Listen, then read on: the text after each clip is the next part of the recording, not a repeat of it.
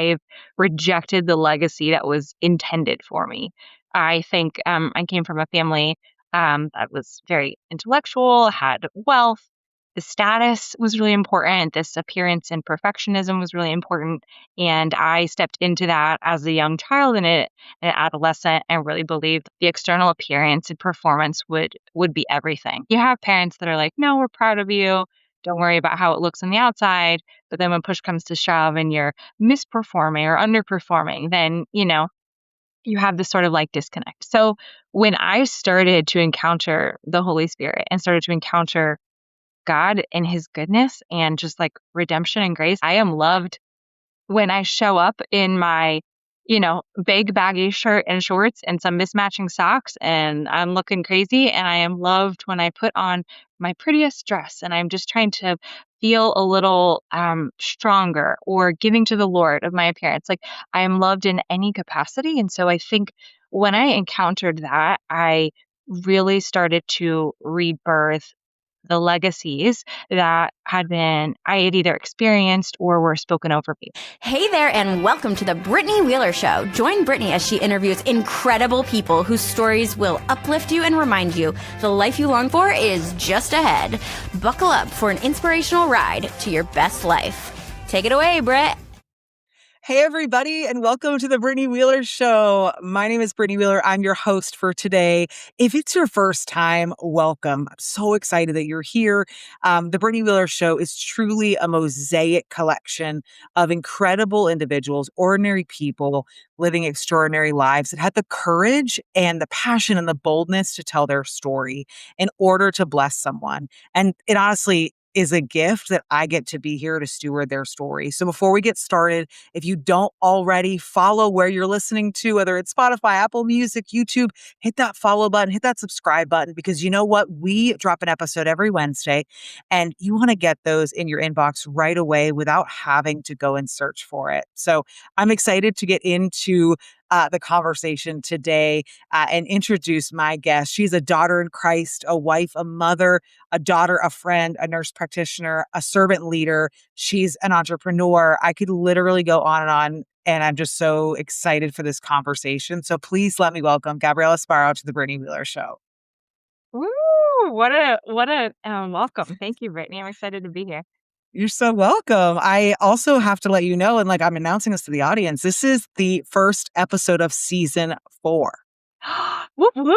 So excited. It's so exciting. It is incredible. I love getting to kind of see how the episodes have fallen, like on like the monument episodes, which has been really fun to see different people's stories be told on the 50th episode release or the 100th episode release. Like it's not lost on me, God using stories in monumental moments, and like such a gift that in this new season, literally of my life, right? In this new season of being back in Virginia and, just rebuilding and building and redeeming, that this gets to be a conversation to start the season off. So I'm really also excited. Shout out to you for 4 seasons. Like this is your 4th season. That's a big move. So congrats. That's great. Thank you. Thank you. Well, I'm going to pass to you because obviously I laid the red carpet out, but I love to pass back to the guests to just share with the audience, really like, how are you here right now? How are you sitting across from me in your awesome house, in your husband's super awesome chair and having this conversation? You're just borrowing the man cave office for a little while. As you should. Honestly, your welcome was so humbling. I like look back at my 30 years of life and I'm like, how even did I acquire all of those like titles, really? So super grateful to be here. Yeah, how did I get to the show? Wow, how did I get to be friends with the Brittany Wheeler? Really not a glam story, but it was so fun. I signed up to be to represent my business as a founder of Nightlight Nurse at a table at a community event called Markets for Good. And I saw this like curly-haired girl across the room, and she just gave off the coolest vibes. And I was like, "Oh my gosh, I think I know her. Don't really remember like when we've crossed paths." And she came over, introduced herself, and I was a nervous wreck. So I just started like spewing, like, "I'm so excited to meet you." Absolutely in the presence of a celebrity. And she's like, "Yeah, I do lessons in lust. I do all these other things." And she just started like sharing her testimony. And I kind of stopped you and I was just like, "I'm sorry, did you say lust?" And you were like, "Yeah, I talk about things that some church people are uncomfy with." And I was like, "Wait, so do I. I have this curriculum and I don't know what to do with it." So, I just basically stopped you and I was like, "I need to be involved in whatever the heck you're doing and I don't want to lose contact because I have become really fast friends with you and it's like it's been such a joy." So, that's kind of how our friendship started. I love it. Yeah, it was that, and I felt the same way about you, and I just also when you care so deeply about something, like, I'm just so used to putting myself out there and good, bad, or indifferent, like, my cup of tea and what I'm doing is not for everybody, and that's okay, right? So when someone's like, "Oh my gosh," like, their ears perk up, your head tilted a minute, I think you paused, I think you gently tapped my arm, and I was like, oh my gosh, this woman is, like, showing me all the signs that, like, she really wants to hear more, and so I think on my end of things, I was like, wow, like, gosh, it's just so refreshing because you do it with your head down, right, blinders on, because you know God's calling you to it, you know that you are meant to do it, Yeah. and you really forget how refreshing it is when people genuinely wanna hear and wanna be a part of it, so thank Yeah. you. Oh my gosh, sign me up to whatever Brittany Wheeler is about. And and now we're best friends, and we're gonna go to the pool, and we hang out with your girls and eat really great Trader Joe's gummies, and it's fabulous. The best, the best. The best. Okay, so this next segment is pretty new, but I really like it. I think it's a great way to introduce yourself to the guest, and so did you bring a mug with you? Yeah. Okay, perfect. Like, literally, I can't wait to hear this. So this segment is like it's my way until we get to a place in financially where I can just, like, pay for your coffee, right? It's the idea of, like, um, you're on the Regis and Kelly show, right? And you're like, "What's in the mug?" Right? Or they have these mugs that, like, "What's in it?" Right? But also, like, "What does that mean?" And I was like, "Well, I want our guests to get to experience something where they get to share their heart on the show, and it really builds trust with a listener, and every story is so cool. So I'm excited to hear yours and what you're sharing with the mug. Okay, well, my coffee mug says, "Please do not confuse your Google search with my nursing degree." Brittany Wheeler knows that my entire not entire, a lot of my family members are addicted to caffeine, like bad. And so I set out in my life to not become addicted and not torture myself. So I actually only get a cup of coffee once every other day as a treat. This mug was a gift from my husband when I graduated nursing school. He thought it was quippy and he thought he would get me a coffee mug, figuring that I'm sure we had a bet or something that I was going to be addicted within a few months of working at the hospital. And I wasn't, still not quite yet, addicted to coffee. But he actually, when I graduated from nursing school, wrote two letters, one in case I failed my board's exam and one in case I passed. And so this coffee mug came with the "You passed" letter. So I'm so grateful. Oh, wait, I can carry it to this day. that's so cute. Oh my gosh. Okay. Cute, Um, but also like, "Hubs, where's your faith in me? What do you mean you wrote me an if you fail letter?" it's so diplomatic. I was just watching something the other day where it was like a president or somebody wrote it was something about, like, the moon, right? And when we went to the moon, I think it was LBJ or Nixon, somebody wrote a letter, like a speech ready to, like, congratulate the men from coming back, and the other was to, like, brief the nation on the sorrow if they died. No. Yeah. So, like, very diplomatic of Zach to do that, not so, like, you Yeah. know, Not so squishy. momentous, but yeah, a good move, a good husband move. It's a good husband move. Yeah, at least he was prepared. I mean, shout out to the hubs that are like, "You know what? You better have it and not need it than need That's it and not have fair. it." Sure. I'm just Team Zach, so I'm really pulling out. We're gonna have him listen to this episode and be like, "Wow, Brittany's really got your back. She's making it happen." It's because you know how to set up a dishwasher. I'm sorry that I set it up like chaos or random art and you lined it up. So my husband is very much on Team Brittany because you know how to run a dishwasher. I mean, yes, I do also respect his coffee protein shake setup, which inspired me to add that to my list of things I want in my house because I never realized how much I do that at the same time. And I'm like, wow, this makes sense. How have I never lived this life? So he's also just set standards of excellence for me. Love it. Love it. Incredible. Okay, I want to dive in. I want to know who is Gabriella, and if little Gabby was to meet you now, because we have this is kind of our conversation life, to be honest, everyone. If you were to meet little Gabby now, what would that conversation be like? Yeah. So now I can confidently say, and with the assurance of Jesus, that my favorite traits about me are that I'm a mother. I'm a foster mom, which is a new and exciting adventure we've been starting. I'm a wife, and I'm just a friend of Jesus. I just have like such a sweet and deep friendship with Jesus. Um, and if I was to speak to myself, knowing what I know now, I think honestly, it would get raw pretty quickly. I'm an encourager by nature, and so I would probably just like kneel down, hold my chin in my hand, and kind of tell her like, there's going to be a lot of hurt and a lot of challenge as you grow up. You are going to face a lot of struggle, but I want you to keep choosing to be honest and vulnerable with the people that care. I want you to keep choosing kindness and encouragement for the people who are blind to the light of God or for the people who are stuck in patterns that the earth just sort of generates for them. And I would just remind her to have courage to speak up even when I hate it. I think being an advocate for myself is really difficult. I've really grown in that. So just reminding myself at a young age to be gentle to myself and that there are going to be people at the end of this race or even just in adulthood who love and support me. So I don't think I had a ton of that as a child, like feeling that internally.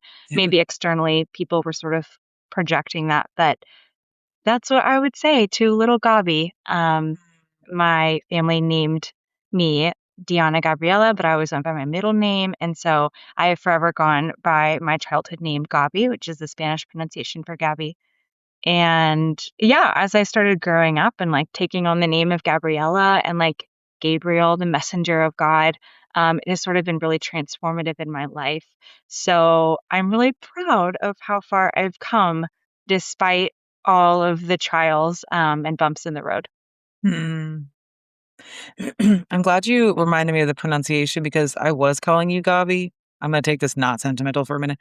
I was calling you Gabi, and then I heard someone say Gabby, and I was like, "Have I been messing it up?" So I'm going back. I'm going back. I'm going back. Own it. Claim it. Thank you, because I was like, "Wait, didn't she tell me that in our first romantic coffee date where I held Allie and she fell asleep?" And I like that was it. I was like, "I know it was Gabi." Anyways, see, I should never have questioned it. What you just shared. There are mothers listening that are going to be writing that down as a way to give themselves the foundation of how to talk to their girls, right? Because we all come with something, right? We all come from somewhere. We all come from something hard. And I think it's really hard to articulate, right? With depending on where you are in your healing and navigating traumas in childhood, it can be hard to be like, what do I say to that little girl, right?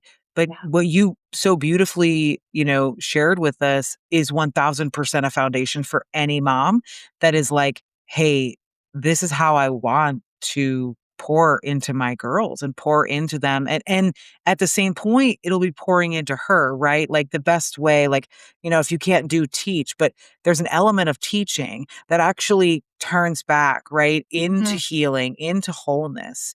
And I think that yeah, literally right, if you don't have that written down, please write it down because I'm like, I could just hear you saying it to your girls and in those Yeah. reminders and it's just something really special. So Yeah. thank Big you for proponent that. of speaking life over all genders of kids, but for sure, like internally having that monologue going. Yeah. Yeah. And I think it's interesting that we come back, and I ask this question because I often find that the only way to, you know, walk through wholeness as an adult is to heal the little version of yourself, right? Hmm. And so I know personally for me, you and I are both doing that work at the same time, right? Of healing this little girl and helping to walk through that. And I know that if people are listening and they're like, wow, yeah, I still struggle with this, or gosh, that really reminds me of this from my childhood. I wanted to give them permission to do that work, right? And to know that if you can heal little Brittany, if you can set her free, if you can heal little Gabi and set her free, then adult Gabi and adult Brittany can thrive, right? Because the work that we do as adults to protect our little versions of ourselves, we don't even know how much we're doing, but there's so much subconscious that creates different outcomes than we potentially would have wanted. Yeah, it's so true. So good. Yeah. So you mentioned a little bit about your childhood. You mentioned a little about just not feeling the support. And I think that lays the foundation for the decisions that you made in your youth, right? And so I wanted to paint the picture for everybody of just, you know, for you in that season of life, your life was kind of planned out, right? So you had a full ride to George Washington University through I believe it was JROTC, Hmm. and you were heading into the military, and that was a subject of your upbringing, right? Your father was in the military, you were a military family, but something changed, and so everyone obviously has heard that you're a nurse, right? But I think what's way more powerful is not the end result. I think what's more powerful is how did you become a nurse, and what were those profound decisions? Because I think someone needs to hear this that has helped you or that you made to get here. Yeah. Yeah. Well, and nothing without God's hand in grace and direction through every step, right? Um, so actually before I took my full ride scholarship to George Washington, I went to the ROTC program at Georgetown. I actually took a gap year. My dad had deployed my senior year of high school. My stepmom was present, really like an angry presence, honestly. I didn't even really get celebrated when I got like accepted into school and got a full ride. I just sort of got a comment over her shoulder. So it's just like I came from a background of a lot of pain and trying to sort out what was good and like when I was allowed to celebrate myself. So I decided to give my first year after high school to the Lord and go take a gap year. And I wanted to work in the Democratic Republic of Congo. My dad, being deployed, emailed me and said, "Yeah, that's a no. You're a female. Let's keep you safe." We found an orphanage in Uganda, and then I went to go work for a missionary in Namibia for a few months as well. So just like incredible training, right? When you send missionaries out, I went to missionary training in Illinois. They just pour so much into their people before they're sent with the gospel. And that was the vision. So I spent the year understanding for the first time that things like beauty or friendship or worship actually could be done in the house of God, like with other community members and other church members who love him. And I started to figure out like what faith looked like. And in African churches, you're not always sitting down. Sometimes people are acting free and like dancing around, right? Or there are people. I think I had my first experience where I laid hands on someone and just prayed, and I saw immediate healing. It's wild. There were so many opportunities to just watch the spirit move in people when they don't have a lot and they don't have a reputation to uphold. It becomes transformative. Mm. So came back from this experience, this mountaintop experience with the Lord, started in ROTC my freshman year and immediately fell, like just nosedived back into my same situation in high school. Found a boy, found drinking, found partying, found friends that way. But internally, I have never felt more lonely. I remember watching a man throw away a half-eaten sandwich because he was just full. And I just started to cry. I'm just crying walking through the streets because I'm just like, they don't, every conversation I'm listening to or partaking in, it's superficial. They're not understanding like the need in other countries and the pain that people are suffering um, until they meet Jesus. And so as I was walking through this sinful season of really high stress, trying to do well at school, trying to perform, now I'm back in like civilization. So my parents are now back in contact with me regularly. And I have younger siblings who are still at home with them. They would check in and ask, how this glamorous life is going. I was set to do international politics. I was taking Arabic and French, all the things like for a very successful future. But again, inside, just like internally so empty and just missing people who loved Jesus with all their hearts. Not to say that other collegiates did not follow God, but one night I had a dream and I would say it was a vision, but I had a dream. And as I'm crossing this stream, I'm wearing my dirty ABUs, my dirty military uniform. I'm taking a step forward, and every step I take across the stream, the dirty uniform sort of melts away, fades into water, and it becomes this white, sparkling dress. So I've crossed the stream, I've transformed into this like white, sparkling dress, and the last thing I'm holding in this dream, I see it so vividly. The last thing I'm holding is my Kevlar, so my helmet, and it's in under my arm. And I look up across the stream and I see this figure, and I knew it was Jesus. I knew it. And he's looking at me, and I'm shaking my head, and he's like, "Drop it." It's my last military thing that I had to drop, and I was like, "No." Mm-mm. He was like, "Drop it." So gentle, but also like with the command and authority of a king. And I'm like, okay, I have no choice but to trust this guy. Right. So I drop it, it melts away, and I continue to cross the stream. And I have tears on my face as I'm crossing in this white dress. And he looks at me and goes, "Well done, my good and faithful servant." So I wake up in a panic attack, like, no, no, no, no, no, no, no. That was not part of the plan. I am not leaving RTC. I don't want to engage with that dream or like sit in that spiritual understanding or what God could be saying. And I took a few more months of sort of just pushing that memory back. Did one more mission trip just in a local area next to the college, and it was an immigrant neighborhood. I speak Spanish, so I was able to really connect with the people. And you put your technology aside for 8 weeks, basically, live with the locals, and it was also redemptive. But as I continued in this missionary work, the Lord was just softening my heart more and more. And so I went to one final military training, and you're in your gear, you're camping outside, you have like the fake rifles, and I hide behind a tree with this rifle in my hand, aiming at the OP4. So the forces were trying to shoot. And I was like, I can't do this. I don't want to kill people. I want to heal people. I'm not meant to do this. And so I took that summer to continue to pray. My dad flew in from Germany. My family was still active duty military, living abroad. My dad flew in from Germany to meet me and hang out for a couple of days. Those were my favorite days, getting visits from family, like a lot of collegiates know. And I told him, and I said, "I've been praying about this and I'm taking this really seriously, but I think I'm going to resign from the ROTC program." And he said, "Gabby, if you leave this full ride scholarship to the school of your dream in the program of your dream, then I will financially cut you off. And this is the worst bleep decision you will ever make." And that scared me because the approval of my dad was everything to me at the time. And I had no support. So I said, "I hear you." And for the first time, I stood up and I said, "No, I'm going to do this because God, God's asking me to. And I know that God's plan is going to be better." And so my dad was livid.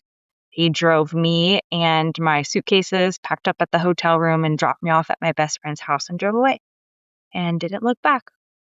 I remember standing outside my best friend's house. She was local to Virginia, with my suitcases and just thinking, "Well, great. Now what am I supposed to do?" God, that just broke my heart, and I'm trying to be obedient. So my parents are divorced. My birth mom, my mom, I love her so much. She was still in New Jersey at the time, which is a couple hours away from DC. She called and said, "Come on up. You can stay with me." She doesn't have a ton of money, but she's always been the one that just welcomes you home. She'll always have a hot meal. She'll always have a clean bed for you to come in and just rest and take a reprieve. So she helped me apply for a job at Panera, and I woke up for the next few months at 5 a.m. to walk to Panera and earn a few dollars and then go nanny for some cousins, to earn a few dollars to eventually buy a car that was cheap and broken, $3,000, barely got me across the country. But I started to uh, talk to my now husband, Zach. He reached out at that time. And so, sort of like a Boaz moment where he and my mom started to provide covering for me. And he started to help me financially, sort of give me guidance on, this is how you do taxes and this is how you do adult things. And my mom was there to support me the whole time. So I started applying for nursing schools near him because if I was going to be next to someone that cared, I wanted it to be my Boaz. And I knew it's a whole other story that he was going to be my future husband. So I drove my broke little car across the country and was homeless for a little while. Some family members took me in, family members of Zach, and eventually got my feet underneath me. And the rest is history. Okay. Does anybody else have a lot that they're experiencing here? I've heard this story, and yet I was just so, when you truly are listening to people, uh, you will be surprised at what you hear, right? And each time, this is my second time hearing it, the first thing that came to my mind is well, number one, like we have such a connection in just um being daddy's little girls, and the one person we never think could hurt us is the one person that does. And we both are also that person that had to have that happen in order to have the relationship that we have with Jesus. And I know that you wouldn't change it for the world. I wouldn't change it for the world. And what I then was hearing was just the way that the Lord provided, like, your future, obviously, but, bringing Zach in a way that was familiar, right? Like, I think that's what's really sweet is that there was a sense of familiarity in the structure and the life that Zach lived and, the training that Zach lived because it was your life. And so even amongst all of the chaos and all of the discomfort, and, like, obviously this is a new relationship and friendship and you're building trust, there was still something comfortable because it was familiar, and the sweetness of God to build that connection, right? And to, you know, those details that really do matter. And yeah, I could, it was like, I'm going to go back in the recording and be like, what was my face looking like? Cause I was just so into the story. And uh, when you were talking about the decision, right? Like the a little question that came to my mind was when before you went through the 8 weeks, right? And now you look back, what were the things that you know from your childhood that were keeping you, like, focused on that plan? What were the things that were keeping you from even really taking that first step sooner rather than later, that this was the decision? Oh my goodness. What a great question. I think there was a lot of self-doubt and fear. I had been told growing up that, well, specifically in nursing school, that I wasn't very gifted in science. And so immediately I equivocate that to a medical field, which is what I always used to love movies about and wanted to do. Yeah. Um, I think there was just a lot of negative self-talk that I had, and be it, I mean, from family members or from my own sort of insecurities, I just had this Rolodex of like, you can't make it. You're not gonna, even applying to nursing school was petrifying for me because I was like, I'm just not gonna be successful, right? And I'm gonna have to come crawling back to the family and say, God was wrong or I was wrong for trusting him. So there's a lot of faith, I think, that is required when you step out into the will of God, but then also when you're stepping out away from your comfort zone into the Yeah. will of God, it's it's really hard to fight those demons and be brave enough to say like, even if I am wrong or these voices in my head are wrong, I don't know what the plan's going to be in the future, but I'm still Yeah. going to move forward. Yeah. So good. And even just as you were telling the story, I got to really see for the first time just what both of your parents bring, right? How they both make up who you are, right? And um obviously understanding your mother's nature and that ability to serve and to love, right? And to just the rooted kindness, right? The gentleness. Obviously that's what drew you closer to God and drew you to a life of serving, right? As a nurse and how you do that in other capacities. But what people I don't think would realize is that what you also carry underneath is that of your father, right? Which is that tough, that resilience, that grit, right? Yeah. That ability to stick it out no matter what, right? The ability to call, another time for another story, but how you came to live with your dad and your stepmom, right? Like the call to action, right? There wasn't a question, right? And I think those are also character traits that I see of you. It's like it's not a question. If it's right or wrong, it's right, right? You're gonna do it. And those are traits that like beautiful traits that your dad has that instilled in you that you may not have used, right, in the way to serve our military. But you do serve the military as a military wife, right? And the sacrifices that you do make. And so it is beautiful that while it wasn't exactly what your dad had envisioned, right? Because we also know that our family's advice is filled with love and coded with fear. It actually played out much sweeter, more towards your temperament and more towards the gifts that you have.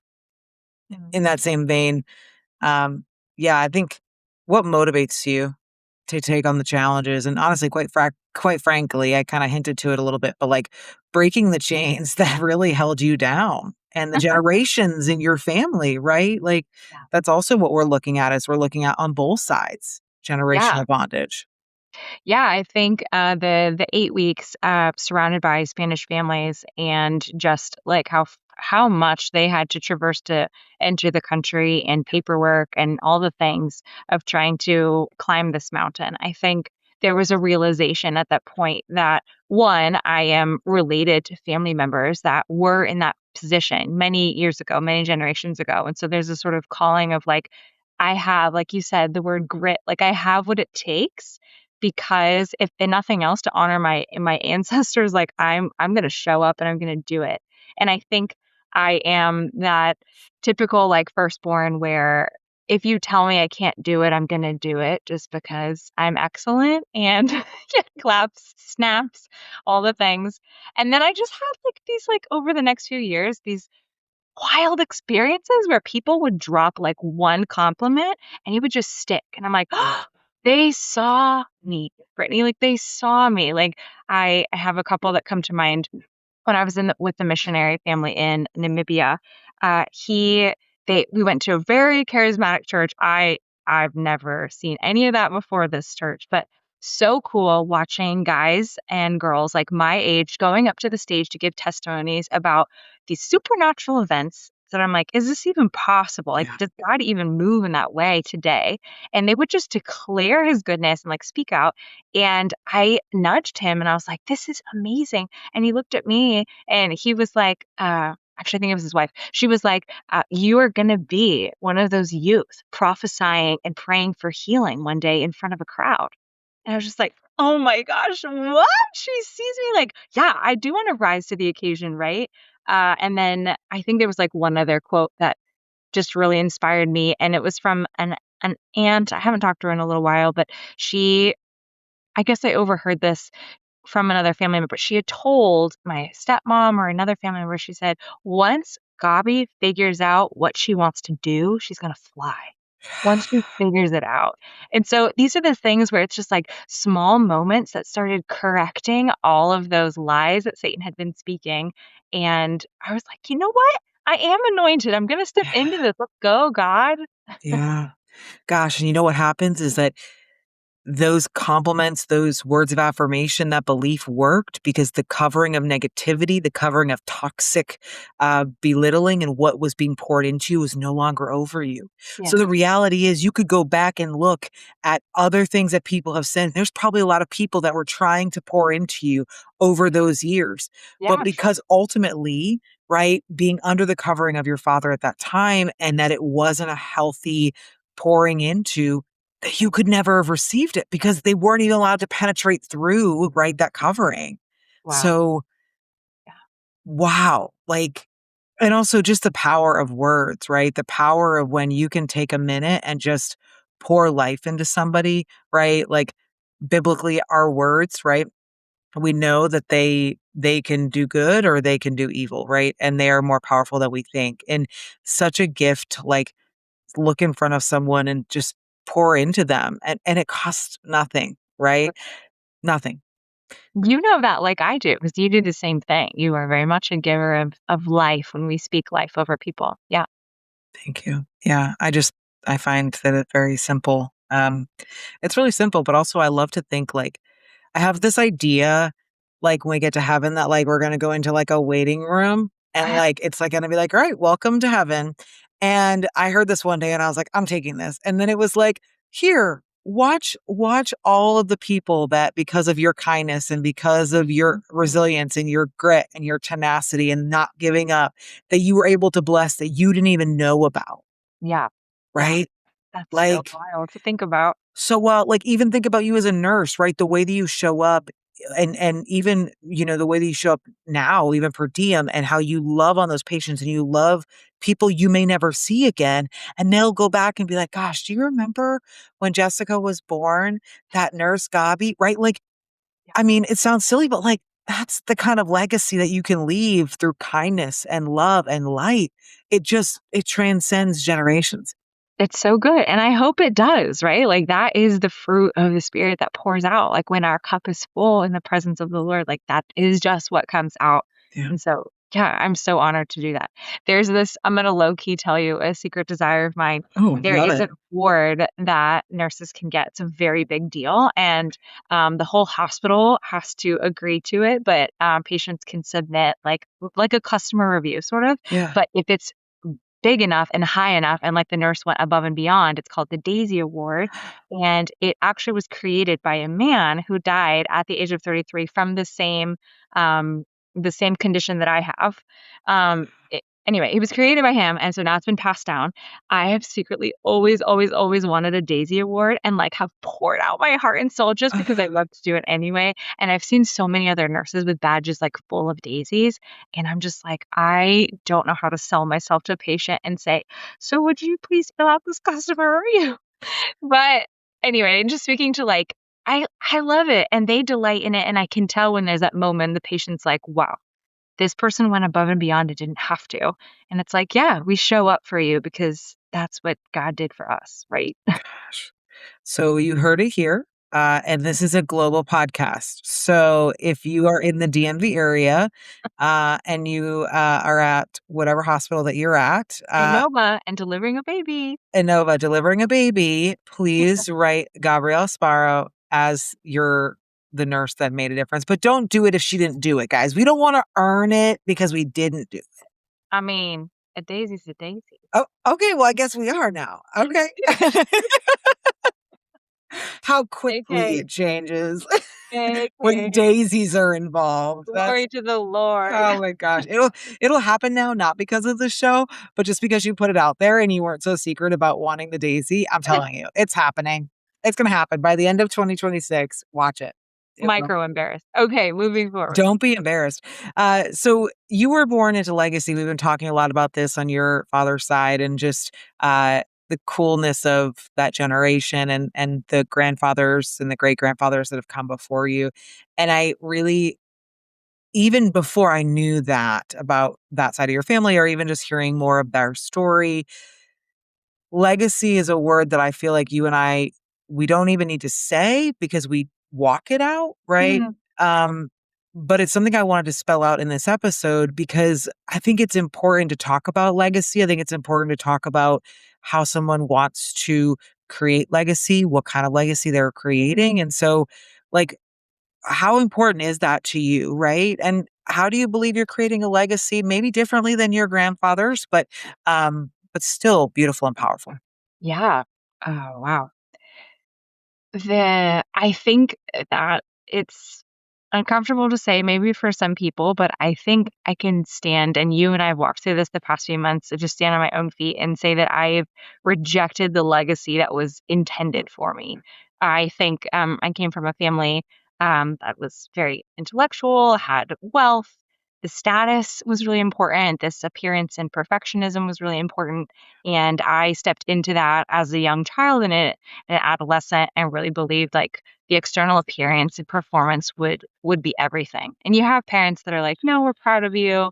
Don't worry about how it looks on the outside." But then when push comes to shove and you're misperforming or underperforming, then, you have this sort of like disconnect. So when I started to encounter the Holy Spirit and started to encounter God and his goodness and just like redemption and grace, like I am loved when I show up in my, big baggy shirt and shorts and some mismatching socks and I'm looking crazy, and I am loved when I put on my prettiest dress and I'm just trying to feel a little stronger or giving to the Lord of my appearance. Like I am loved in any capacity. And so I think when I encountered that, I really started to rebirth the legacies that I had either experienced or were spoken over me, right? So it's like my sexual trauma from childhood that birthed in me a passion for educating kids about what God's plan is for marriage and for man and woman and what that looks like. And so the legacy there is that I'm not going to go unspoken when it comes to my experiences, but I want it to be put out there so that other people can prepare their children and we can build the kingdom of heaven here on earth a little bit in a greater capacity with kids. My emotional trauma, family members leaving me repeatedly, right? Like my experience with my dad, or most recently, I have a sibling who's done that. And that probably birthed a lot of different things, but, for me, most recently, I think it's, like, intentionality with my kids and my communication and my relationships. So now my legacy is teaching my kids or teaching other kids, like, we forgive, right? We say, "I love you and I forgive you," when someone wrongs you. We don't say it's okay. We say that we forgive, and then we walk forward with them, right? We try to make peace. We try to communicate when things go wrong. We don't just walk away. So there's legacy that I'm passing down to my kids there. And then I think one of my favorite legacies that I've been building is with like my postpartum journey, right? And so when I had my first child and I was struck with postpartum anxiety, pretty close to depression, had these OCD thoughts of death and fear and being very concerned for my infant's well-being, not getting sleep. There's a whole lot of physiology that goes into that, but now I have taken that experience and I've decided that, okay, this legacy that I'm going to leave behind is that I am touching the lives of women very intentionally. And I'm going to be right beside you when it is your darkest moment or your moment that has no grace or no hope, because that's what the Lord has saved me from. And I can do the work of like speaking into that moment for you. So, legacy at this point is for me, it's the will of God, but paired with how are you redeeming those moments and how are you acting as a healed daughter of the King? Mm. So good. I want to make sure to send that segment back to you, because just in case, when you're out here and you're building and you're growing and there's challenges, there's obstacles, just to remind you of what you're listening to. I love that your daughter was trying to get a guest appearance. um and what is that, like, just being reminded, honestly, of like why you're doing it, right? And because again, when you're in it, when you're building something that is different, right, that doesn't exist, or that goes against culture, or that goes against the systems, you are in an uphill battle. And just that reminder of why, and the legacy that you're creating. And I love that you shared about just the legacy is rewriting, right, the pains of your past in order to pave the way for your children and for your grandchildren. And I think that's really going to be helpful for somebody listening, right? Because none of those things that you shared has anything to do with wealth or money or your house or Yeah. like where you live, right? It is something much bigger than that. It's character traits. It's getting to, and this is something I'm really passionate about, and is that we have such as women, we have especially women who are mothers, right? We have the opportunity to show our children what it's like to work hard, right? To dream big, to believe that what we're called to do is the right thing, to better other people's lives, right? And that doesn't that categorizes really anything that you feel you're meant to share with your kids. But I think so often that we forget that they're watching, And so even while you're building and even while you're creating and while you're, raising your family, they're seeing what it's like for mom to jump on a podcast at night, right?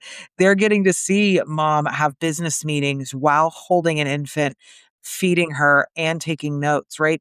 And it's not to say that there's going to be seasons where you're not having that or it's crazier, but it's showing them that, like, if this is something you're meant to do, you push through, right? You Do it. you do it. You navigate it and you demand the grace and the respect to bring life with you, Yeah. right? Good. So good. Because so many women, I think, and even men feel like, and there's a, I have a heart to make sure we speak for men as well. But there's this unwritten rule about all these things that need to exist. And the reality is like building a business or creating an organization or starting a nonprofit or starting a ministry or even just being present and being a strong person working 9 to 5. Like, we've tried to separate them all and then to be like, well, you're a mom here, you're a dad here, you're a Right. provider here. And it's Right. like, but no, like you literally have one body. You Yeah. can't change it up, right? Right. And Right. so I think there's something really valuable about getting to model that for our children, but also surrounding ourselves with people that say, "Okay, cool.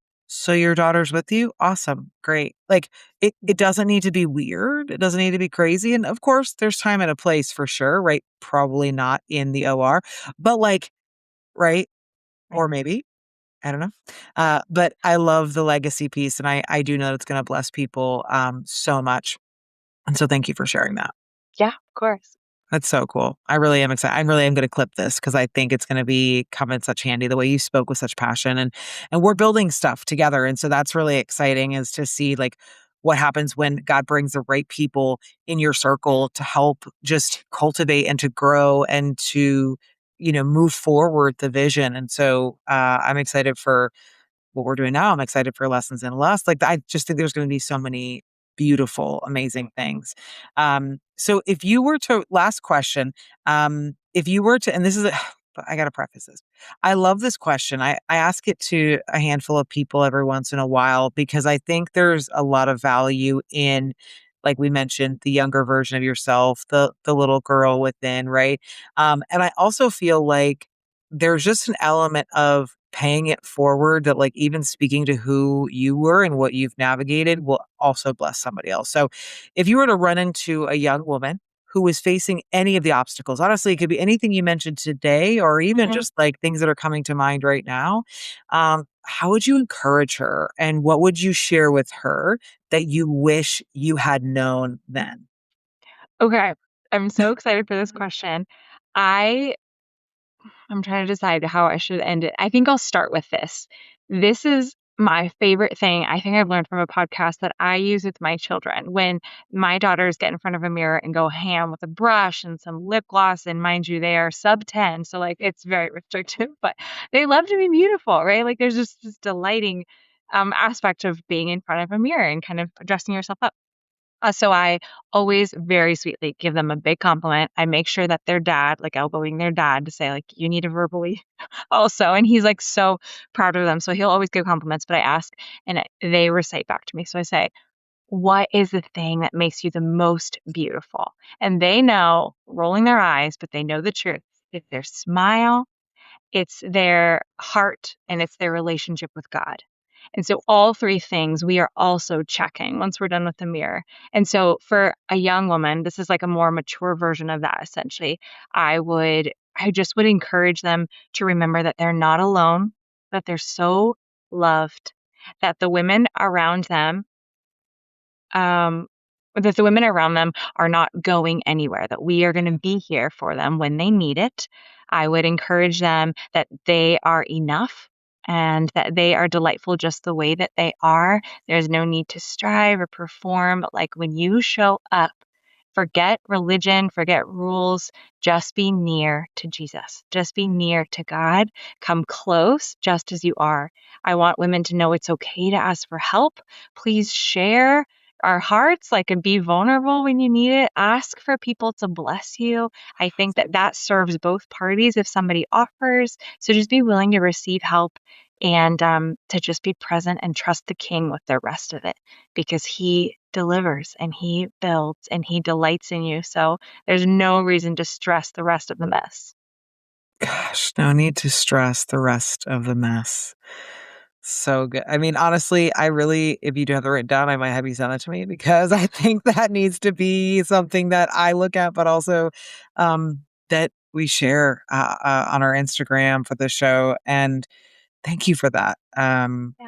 And when you were saying about what you say to the girls, I was thinking like, honestly, the two things I get the most compliments about, right? Which is so wild, right? The What? listeners thinking the two things I get the most compliments about are my smile Uh huh. and my heart, right? See?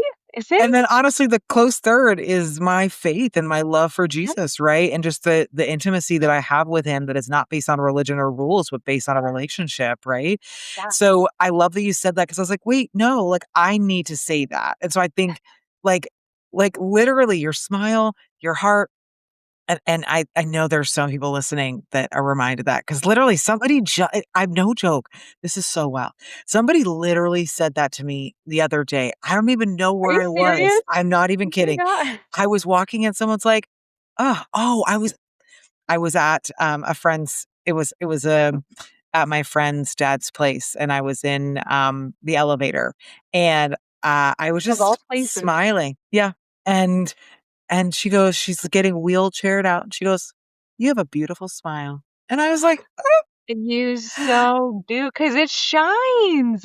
"Thank you."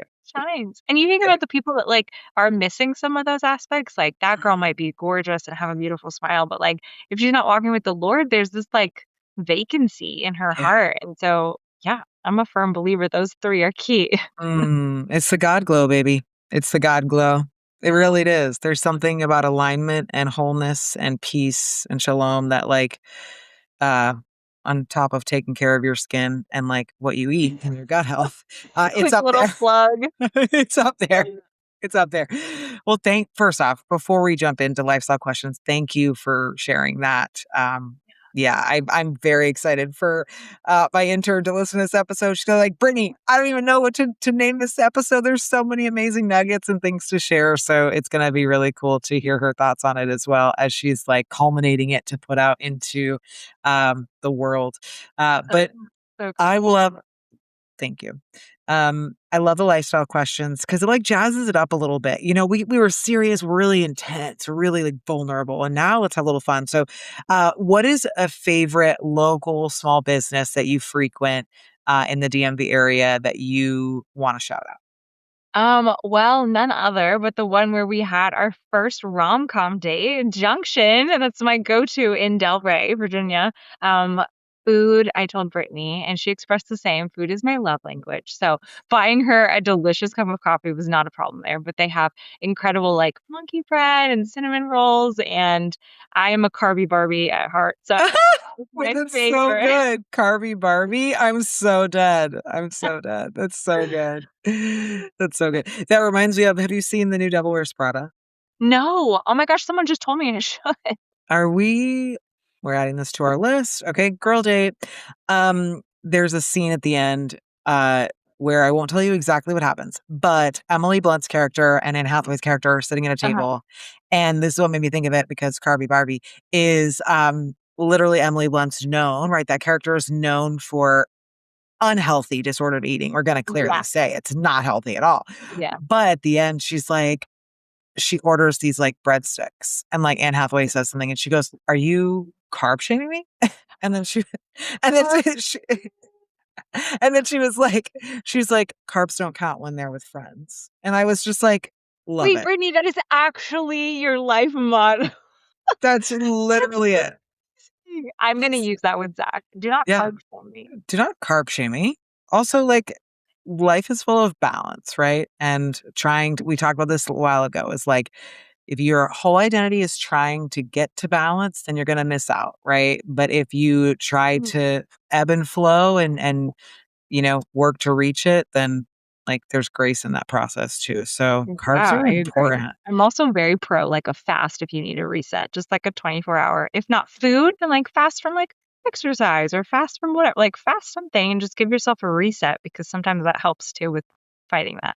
Yeah, 1000%. Yeah, moving your body. This also turned into a wellness podcast really quick, but like, honestly, that gives me ideas because we probably should do that. No joke. So, last question. What is a book you've read multiple times that you believe somebody should read? Okay, I love this book. I love this book.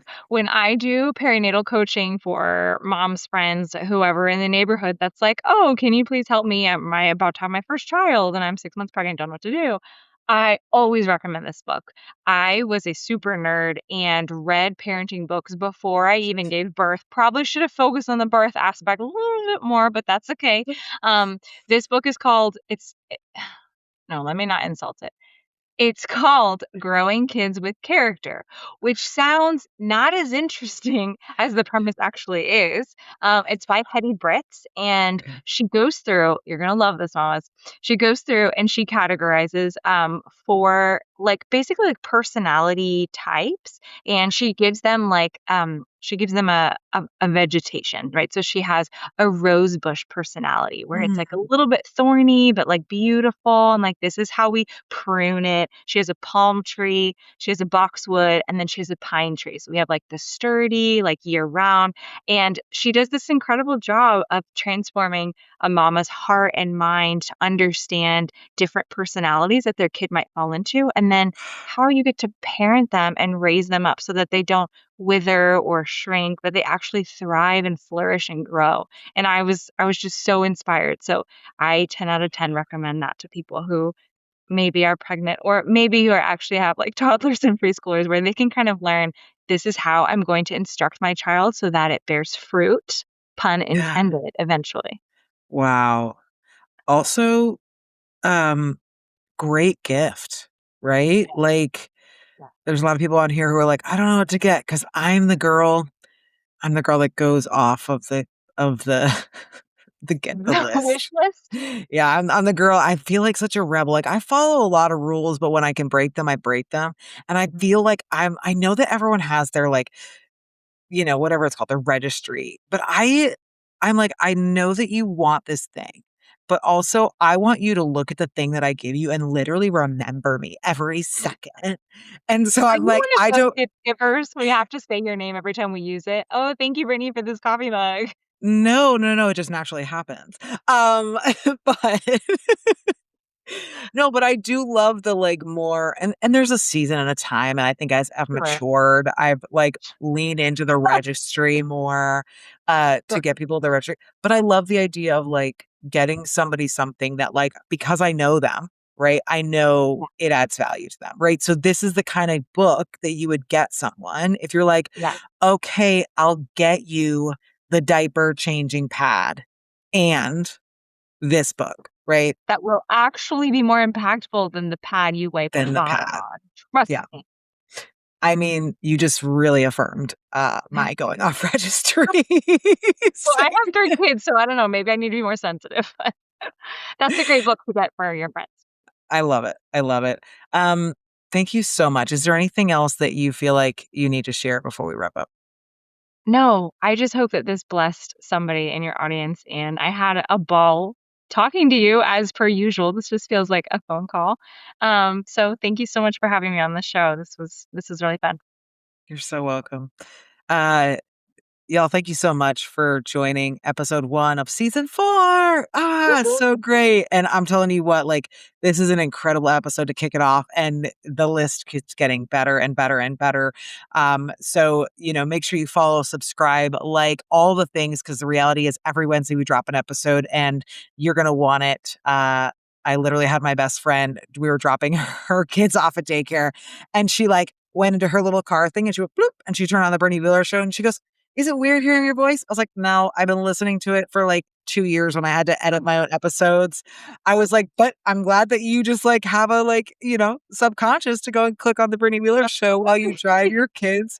I think that's also why, I think I've said this before, but I think it's also why I don't hear from my friends a lot, is because they listen to my episodes. And so they're like, "Oh, I just talked to Brittany every week. I heard Every her week on Wednesday. Absolutely. every week on Wednesday." Oh gosh, so good. I will put the ways that people can follow you on your Instagram, Nightlight Nurse, and the ways that they can connect with what you're doing as you're building it and support. There's going to be incredible things coming up. So, and ways that you can connect, which would be amazing. As always, you guys, do good things, make me proud, and we'll see you next time. Bye, everybody.